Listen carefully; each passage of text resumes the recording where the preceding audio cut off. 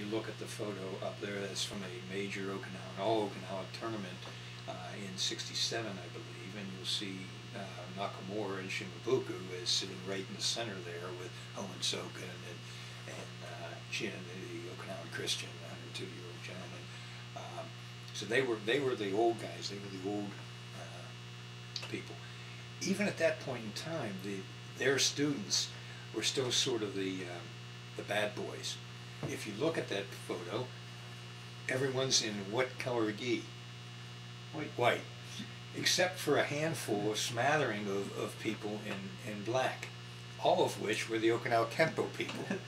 Okay, so they sort of got the bad boy rep. If you read like Mark Bishop's book on Okinawan karate, okay, the Okinawa Kenpo is in his book, when he wrote it, wasn't perceived as a style. It was perceived as a gathering of people. Mm-hmm. And that really stemmed from the fact that Nakamura didn't try to set it up as a style. If you look at it today and look at the people that were participating back then, you'd have to classify it as a multi-style grouping. Mm-hmm.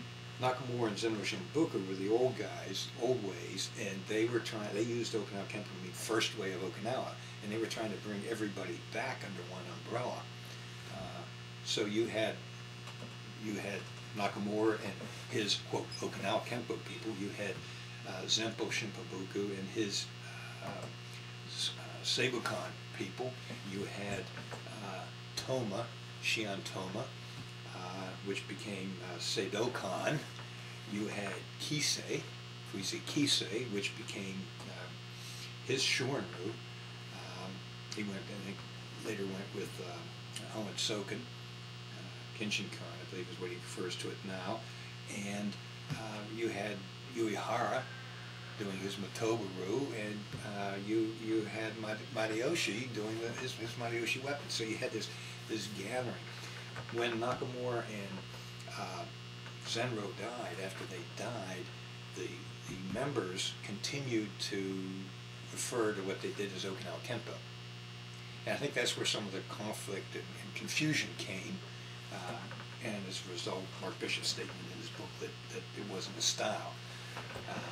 What happened was then that the students of Nakamura started to refer to what he was doing as Okinawa Kenpo, because on his dojo, what it said, all Okinawa Kenpo League, or Renmei, that was in kanji. They just saw Okinawa Kenpo, and there was some English that said Okinawa, and that's what they saw, so they referred to him doing Okinawa Kenpo. Initially, early on, Shimabukuro's followers called what they did Okinawa Kenpo Ru.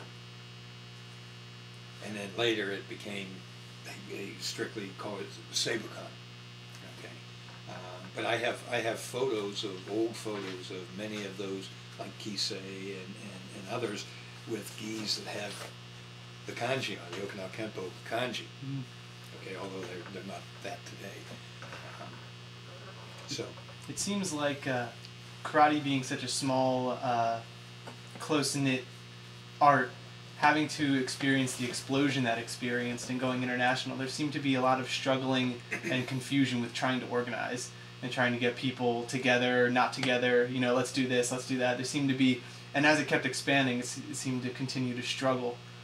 Did you find there was a lot of anxiety in some of the older Okinawans about the level of increase, or did they try to embrace it, but sometimes it just didn't work out how they had planned? I think all of that's true. I think you had some sectors that embraced the new influx of students, and really the biggest influx was after the war with the GIs training. What you had then was some teachers who were open to teaching the Americans, and other teachers that weren't. And so that influenced, again, what grew. Obviously, probably the one area that had the most growth, you'd have to say, would be Isshinryu. Tatsuo Shimabukuro openly embraced teaching the Americans. Because it was his philosophy, maybe, but also you got to remember that that country, that Okinawa was devastated.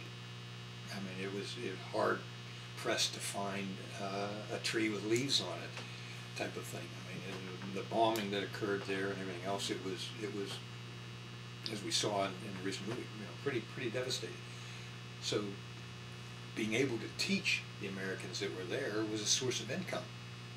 A source of income when other sources weren't necessarily available. Mm-hmm. And a good living could be had doing that. And so a number of these people that survived it, opened their arms and did that. And that sort of blossomed there. Nakamura was another one. Now he came from a wealthy family, so it really wasn't a wealth issue there. But so you did have some groups that didn't. The Uehara's group really never opened their arms, so to speak. Mm. Our friend Jody Paul was one of the few gaijin that were accepted in and certified and as brought up through teacher level. But most of the time there definitely was a outside and inside focus.